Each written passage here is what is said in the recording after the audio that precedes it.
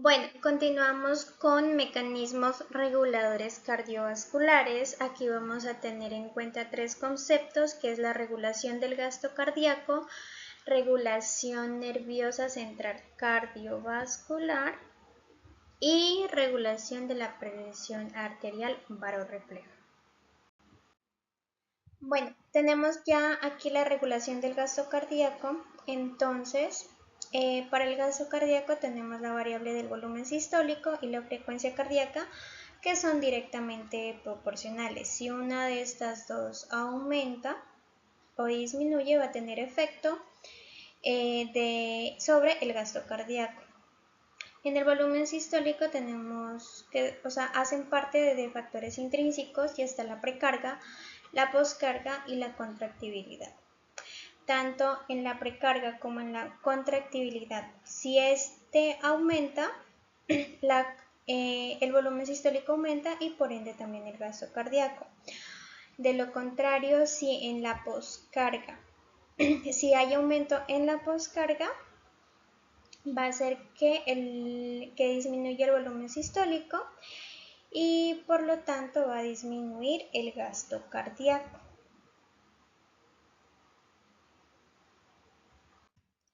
Dentro de los factores extrínsecos tenemos la regulación nerviosa central cardiovascular, que este tiene más efecto sobre la frecuencia cardíaca, que está pues inervado por el sistema nervioso autónomo.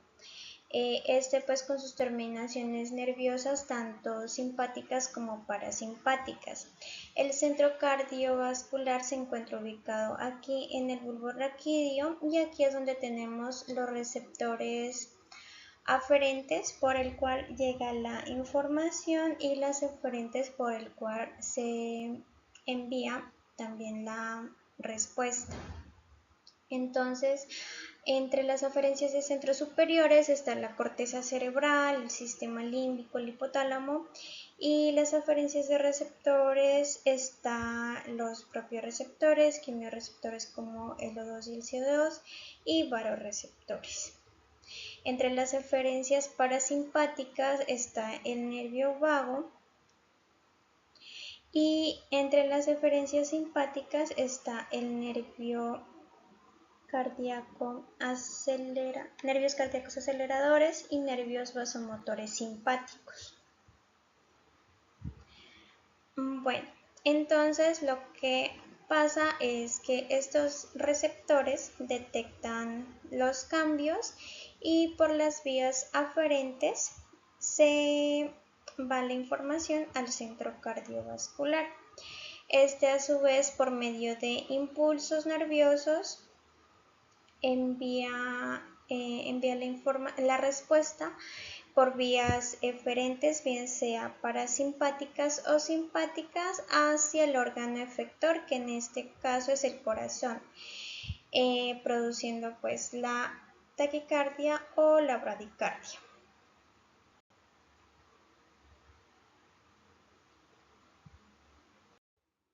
Bueno, tenemos aquí un cuadrito a modo de resumen que nos da la respuesta que produce el aumento de la actividad simpática como parasimpática.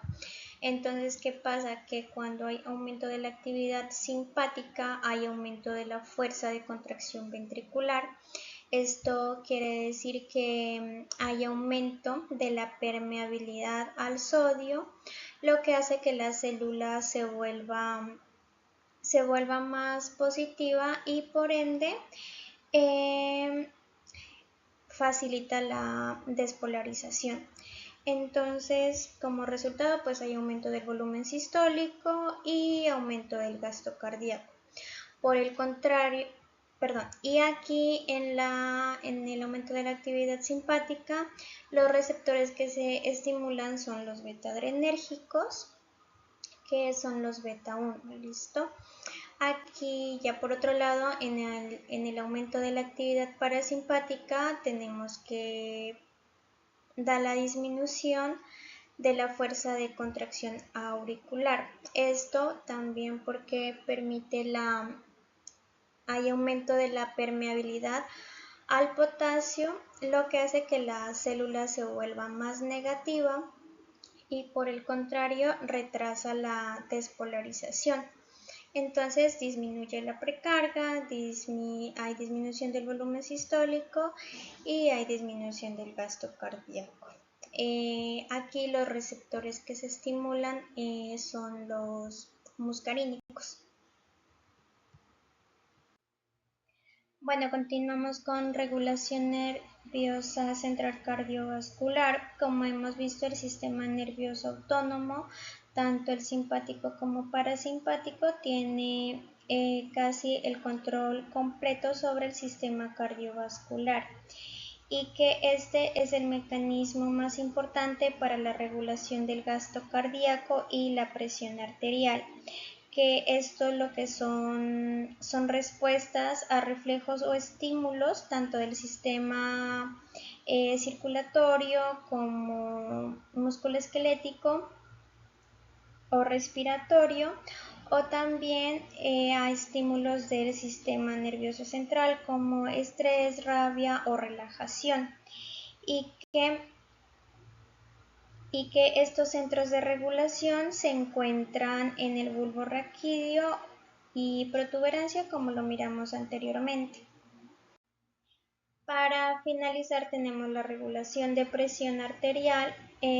La presión arterial es directamente proporcional con el gasto cardíaco y el gasto cardíaco es igual a la presión arterial media sobre la resistencia vascular sistémica o resistencia vascular al flujo de sangre.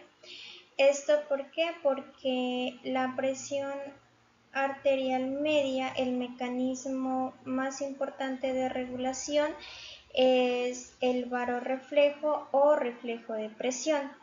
Este se encuentra ubicado pues en dos partes. El primero lo tenemos en la bifurcación de las arterias carótidas y el otro aquí en el seno aórtico. Entonces, esto pues envía como información al centro cardiovascular sobre si hay cambios en la presión arterial media por las vías aferentes.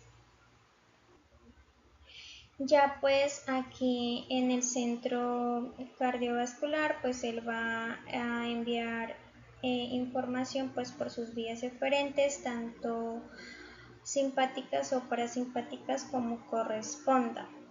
Regresando acá, pues los varorreceptores no son sensores de presión, sino son mecanorreceptores sensibles al estiramiento o distensión vascular ocasionada por cambios en la presión sanguínea. Y ya para finalizar y de manera rápida, hablaremos sobre las alteraciones que pueden existir en los mecanismos de regulación del sistema cardiovascular. Esto es algo muy corto y rápido, solamente como a manera de información para que también lo tengamos en cuenta. Hablaremos de alteraciones en cuanto al sistema nervioso y específicamente en el sistema nervioso autónomo.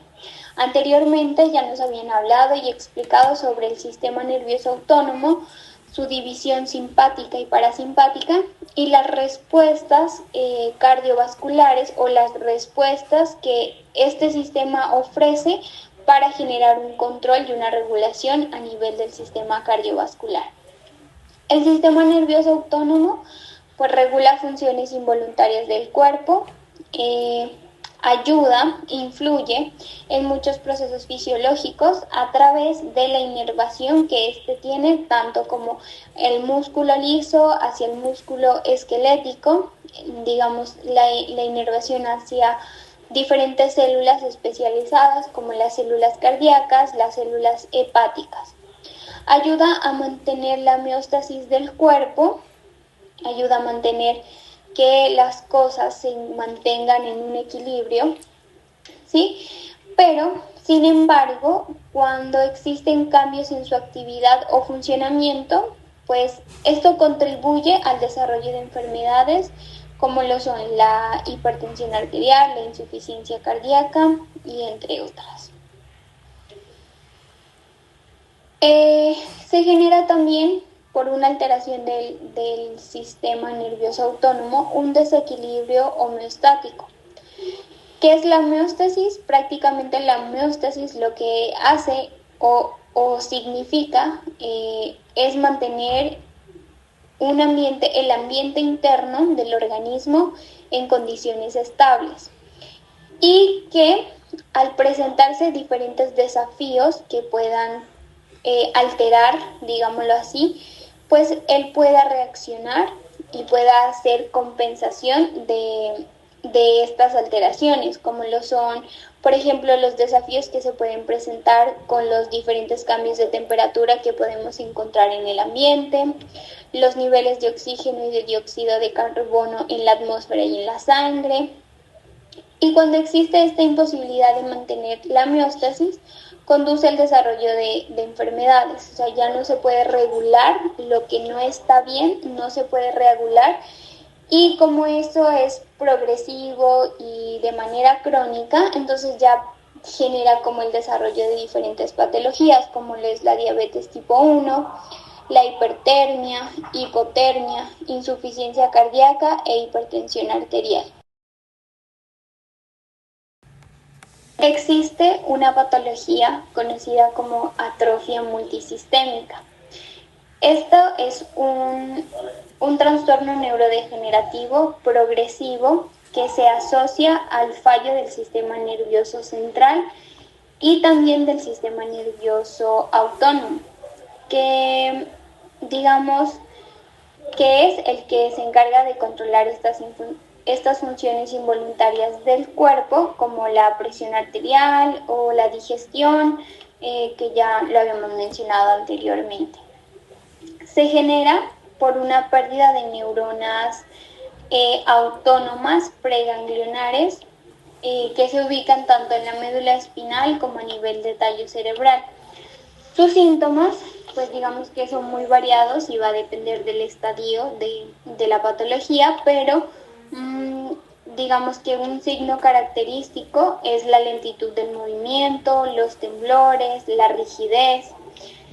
Tensión pues puede generar también mareos, disminución de la visión. Y según estadísticas se puede diagnosticar entre los 50 a los 70 años y es más frecuente que se presente en hombres que en mujeres. Digamos que una de las alteraciones que pueden haber en estos mecanismos de regulación generados de manera crónica, o sea, la regulación ya no se hace de manera adecuada, se sigue y se produce en el tiempo estas alteraciones. En la parte hormonal encontramos el síndrome de Cushing. Este es un trastorno hormonal que es causado por la exposición prolongada a un exceso de cortisol, es decir, hay una sobreproducción del cortisol. Esta pues sobreproducción se hace o ocurre cuando la corteza suprarrenal se vuelve hiperfuncionante, generando pues este aumento del cortisol.